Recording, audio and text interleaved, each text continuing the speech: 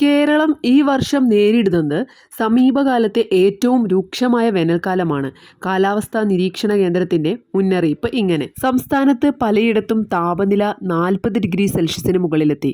അന്തരീക്ഷത്തിലെ ഈർപ്പം കുറഞ്ഞതോടെ അനുഭവപ്പെടുന്ന ചൂട് 45 ഡിഗ്രിക്ക് സമാനമാണ്. ഈ അസാധാരണമായ ചൂടിന് പ്രധാനമായി 3 കാരണങ്ങളാണുള്ളത്. 1. ആഗോളതലത്തിൽ ശക്തി പ്രാപിച്ച എൽനിനോ പ്രതിഭാസം. 2. നഗരവൽക്കരണത്തിന്റെ ഭാഗമായി ഉണ്ടായ ഹരിത ആവരണത്തിന്റെ ശോഷണം. 3. കോൺക്രീറ്റ് പ്രതലങ്ങൾ വർദ്ധിച്ചതുമൂലമുള്ള അർബൻ ഹീറ്റ് ഐലൻഡ് പ്രഭാവം. ഇതിന്റെ ഫലമായി സൂര്യാഘാതം, നിർജ്ജലീകരണം, തളർച്ച തുടങ്ങിയ ആരോഗ്യ പ്രശ്നങ്ങൾ റിപ്പോർട്ട് ചെയ്യപ്പെടുന്നുണ്ട്. പ്രത്യേകിച്ച് പുറംജോലി ചെയ്യുന്നവർ, കുട്ടികൾ, പ്രായമായവർ എന്നിവർ കൂടുതൽ ജാഗ്രത പാലിക്കണം. എന്നാൽ മുൻകരുതലുകളിലൂടെ ഈ സാഹചര്യത്തെ നമുക്ക് ഫലപ്രദമായി നേരിടാൻ സാധിക്കും. ആരോഗ്യവകുപ്പ് നിർദ്ദേശിക്കുന്ന പ്രധാന കാര്യങ്ങൾ: രാവിലെ 11 മണി മുതൽ വൈകുന്നേരം 3 മണി വരെയുള്ള സമയത്ത് നേരിട്ടുള്ള സൂര്യപ്രകാശം പരമാവധി ഒഴിവാക്കുക.